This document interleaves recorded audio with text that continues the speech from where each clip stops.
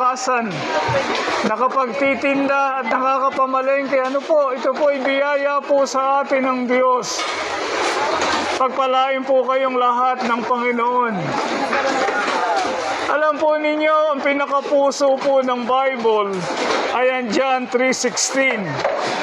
Sabi po doon, gayon na lamang ang pag-ibig ng Diyos sa lahat ng tao.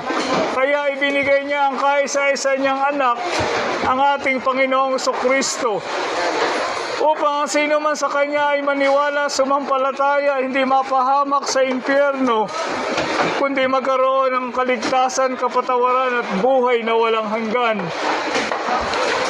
Mga minamahal na kaibigan, mahal na mahal po tayo ng ating Panginoong Jesucristo. Nagpakasakit po siya sa krus. Itinigis po ang kanyang dugo, ibinigay ang kanyang buhay para po sa atin.